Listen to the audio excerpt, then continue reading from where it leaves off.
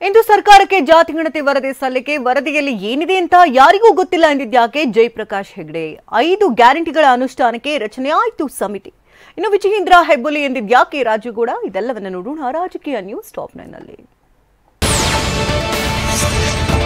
ವೀರಶೈವ ಲಿಂಗಾಯತ ಹಾಗೂ ಒಕ್ಕಲಿಗ ಸಮುದಾಯದ ತೀವ್ರ ವಿರೋಧದ ನಡುವೆಯೂ ಇಂದು ಸರ್ಕಾರಕ್ಕೆ ಜಾತಿಗಣತಿ ವರದಿ ಸಲ್ಲಿಕೆ ಆಗಲಿದೆ. ಹಿಂದುಳಿದ ವರ್ಗಗಳ ಆಯೋಗದ ಅಧ್ಯಕ್ಷ ಜಯಪ್ರಕಾಶ್ ಹೆಗಡೆ ಸಿಎಂ ಸಿದ್ದರಾಮಯ್ಯಗೆ ವರದಿ ಸಲ್ಲಿಸಲಿದ್ದಾರೆ. ಕಾಂತರಾಜು ಸಮಿತಿ ಸಂಗ್ರಹಿಸಿದ್ದ ದತ್ತಾಂಶದ ಮೇಲೆ ಅಧ್ಯಯನ ಮಾಡಿ ವರದಿ ಸಿದ್ಧಪಡಿಸಲಾಗಿದೆ ಅಂತ ಜಯಪ್ರಕಾಶ್ ಹೆಗಡೆ ಹೇಳಿದ್ದಾರೆ. ಅವ್ರ ಸಮಯ ಕೊಟ್ಟಾಗ ನಾವು ಹೋಗಿ ವರದಿಯನ್ನು ಅವರಿಗೆ ಕೊಡ್ತಾ ಇದ್ದೀವಿ. ಕಚೇರಿಯಿಂದ ನಮಗೆ ಸಮಯ ನಿಗದಿ ಮಾಡಿ ತಿಳಿಸಿದಾಗ ನಾವು ಬೆಳಿಗ್ಗೆ ಹೋಗ್ತೇವೆ. ಎಲ್ಲ ಪ್ರಿಂಟ್ ಆಗಿ ತಯಾರು ಮಾಡಿ ಇಟ್ಕೊಂಡಿದ್ದೀವಿ. ಸರ್ಕಾರದ ನಿರ್ದೇಶನದಂತೆ ವರದಿ ಸಿದ್ಧಪಡಿಸಿದ್ದೇವೆ. ಸರ್ಕಾರ ವರದಿ ಸ್ವೀಕರಿಸಿದ ನಂತರ ಸಾರ್ವಜನಿಕವಾಗಿ ಚರ್ಚೆ ಮಾಡಲಿ. ವರದಿ ಬಿಡುಗಡೆಯಾದ ಬಳಿಕ ಸಾರ್ವಜನಿಕ ಚರ್ಚೆಗೆ ಬಂದ್ರೆ ಉತ್ತಮ. ವರದಿಯಲ್ಲಿ ಏನಿದೆ ಅಂತ ಯಾರಿಗೂ ಗೊತ್ತಿಲ್ಲ. ನಾವು ವರದಿ ಸಲ್ಲಿಕೆಯಾದ ಬಳಿಕ ಸಚಿವ ಸಂಪುಟದಲ್ಲಿ ಚರ್ಚೆ ಆಗುತ್ತೆ.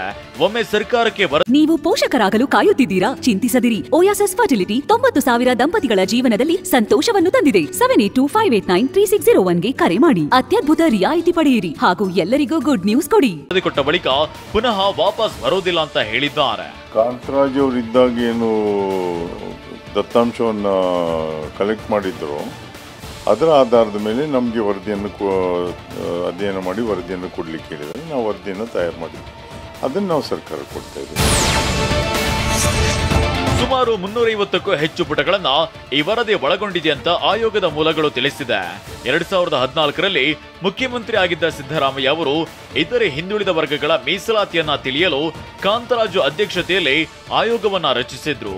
ರಾಜ್ಯದಾದ್ಯಂತ 1,60,000 ಸರ್ಕಾರಿ ನೌಕರರು 1,30,00,000 ಕುಟುಂಬಗಳನ್ನ ಭೇಟಿ ಮಾಡಿ ದತ್ತಾಂಶವನ್ನ ಸಂಗ್ರಹಿಸಲಾಗಿದೆ.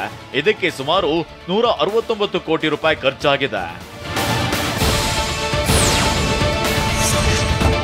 ಸರ್ಕಾರದ 5 ಗ್ಯಾರಂಟಿ ಯೋಜನೆಗಳ ಸಮರ್ಪಕ ಅನುಷ್ಠಾನಕ್ಕೆ ಸಮಿತಿಯನ್ನ ನೇಮಿಸಲಾಗಿದೆ. ಅಧ್ಯಕ್ಷರು ಮತ್ತು ಉಪಾಧ್ಯಕ್ಷರ ಸಮಿತಿಗೆ ಮುಖ್ಯಮಂತ್ರಿ ಸಿದ್ದರಾಮಯ್ಯ ಅನುಮೋದನೆ ನೀಡಿದ್ದಾರೆ. ಮಾಜಿ ಸಚಿವ ಎಚ್ಎಂ ರೇವಣ್ಣ ಅವರು ಅಧ್ಯಕ್ಷರಾಗಿದ್ದು ಕ್ಯಾಬಿನೆಟ್ ದರ್ಜೆ ಸ್ಥಾನಮಾನ ನೀಡಲಾಗಿದೆ. ಉಪಾಧ್ಯಕ್ಷರಾಗಿ ಮೆಹರೋಜ್ ಖಾನ್ ನೇಮಕವಾಗಿದ್ದು ಪುಷ್ಪ ಅಮರನಾಥ್, ಎಸ್ಆರ್ ಪಾಟೀಲ್ ಮತ್ತು ಸೂರಜ್ ಹೆಗಡೆ ನೇಮಿಸಲಾಗಿದೆ. ಅನ್ನಭಾಗ್ಯ ಯೋಜನೆ 10 ವರ್ಷ ಪೂರೈಸಿದ ಕಾರಣಕ್ಕೆ ಇಂದು ಅನ್ನಭಾಗ್ಯ ದಶಮಾನೋತ್ಸವ ಕಾರ್ಯಕ್ರಮ ಆಯೋಜಿಸಲಾಗಿದೆ. ಬೆಂಗಳೂರಿನ ಅರಮನೆ ಮೈದಾನದಲ್ಲಿ ರಾಜ್ಯ ಸರ್ಕಾರಿ ಪಡಿತರ ವಿತರಕರ ಸಂಘದಿಂದ ಕಾರ್ಯಕ್ರಮ ಹಮ್ಮಿಕೊಳ್ಳಲಾಗಿದೆ. ಕಾರ್ಯಕ್ರಮದಲ್ಲಿ ಮುಖ್ಯಮಂತ್ರಿ ಸಿದ್ದರಾಮಯ್ಯ, ಆಹಾರ ಮತ್ತು ನಾಗರಿಕ ಸರಬರಾಜು ಸಚಿವ ಕೆಎಚ್ ಮುನಿಯಪ್ಪ ಭಾಗಿಯಾಗಲಿದ್ದಾರೆ. ಬಿಎಸ್ ಯಡಿಯೂರಪ್ಪರಿಗೆ 81 ವರ್ಷ ವಯಸ್ಸಾಗಿಲ್ಲ. 18 ವರ್ಷದ ಯುವಕರಂತೆ ಕ್ರಿಯಾಶೀಲರಾಗಿ ಓಡಾಡ್ತಿದ್ದಾರೆ ಅಂತ ಮಾಜಿ ಶಾಸಕ ರಾಜುಗೌಡ ಹಾಡಿ ಹೊಗಳಿದ್ದಾರೆ. ಶಿಕಾರಿಪುರದಲ್ಲಿ ಮಾತನಾಡಿದ ಅವರು, ಬಿವೈ ವಿಜಯೇಂದ್ರ ಮರಿಹುಲಿಯಲ್ಲ, ಹೆಬ್ಬುಲಿಯಾಗಿ ಬೆಳೆದಿದ್ದಾರೆ. ನಮ್ಮಂತಹ SC ST ಅವರು ತಲೆ ಎತ್ತಿ ಓಡಾಡಲು ಬಿಎಸ್ವೈ ಕಾರಣ ಅಂತ ರಾಜುಗೌಡ ಬಣ್ಣಿಸಿದ್ದಾರೆ. ಸಾಹೇಬ್ರಿಗೆ 81 ವರ್ಷ ಆಗಿಲ್ಲ, 18 ವರ್ಷ ಆಗ್ಯಾವ. ಸುಮ್ಮನೆ 81 ಅಂತ ಬರ್ದಾರವ್ರು. 18 ವರ್ಷದ ಹುಡುಗರು ಇಷ್ಟು ಜೋಶ್ನಾಗಿರಂಗಿಲ್ಲ ನಮ್ಮ ಸಾಹೇಬ್ರಷ್ಟು. ಅಷ್ಟೊಂದು ಜೋಶ್ನಲ್ಲಿ, ಅಷ್ಟೊಂದು ಉರುಪ್ನಲ್ಲಿ ಇಡೀ ರಾಜ್ಯ ಸುತ್ತುವಂತ ಏಕೈಕ ರಾಜ ಹುಲಿ ಯಾವುದಾದ್ರೂ ಇದ್ರೆ ಅದು ನಮ್ಮ ಯಡಿಯೂರಪ್ಪ ಸಾಹೇಬ್ರಂತ ಹೆಮ್ಮೆಂದು ಹೇಳ್ತೇವೆ. ಮಂಗಳೂರಿನಲ್ಲಿ ಮಾತನಾಡುವ ವೇಳೆ ಪ್ರಧಾನಿ ಮೋದಿ ವಿರುದ್ಧ ವಾಗ್ದಾಳಿ ನಡೆಸಿದ್ದ ನಟ ಪ್ರಕಾಶ್ ರಾಜ್ ವಿರುದ್ಧ ಬಿವೈ ವಿಜಯೇಂದ್ರ ಹರಿಹಾಯ್ದಿದ್ದಾರೆ. ಅಯೋಗ್ಯರ ಮಾತಿಗೆ ಉತ್ತರ ನೀಡಬೇಕಿಲ್ಲ. ಪ್ರಧಾನಿ ನರೇಂದ್ರ ಮೋದಿ ಅವರನ್ನ ದೇಶದ ಜನ ಒಪ್ಪಿಕೊಂಡಿದ್ದಾರೆ. ಖರ್ಗೆ ಅವರೇ ಮೋದಿ ಮತ್ತೊಮ್ಮೆ ಪ್ರಧಾನಿಯಾಗ್ತಾರೆ ಅಂತ ಹೇಳಿದ್ದಾರೆ. ಉಡಾಫಿಯಾಗಿ ಮಾತನಾಡುವವರಿಗೆ ದೇಶದ ಜನ ಉತ್ತರ ನೀಡುತ್ತಾರೆ ಅಂತ ಶಿಕಾರಿಪುರದಲ್ಲಿ ವಿಜಯೇಂದ್ರ ಹೇಳಿದ್ದಾರೆ.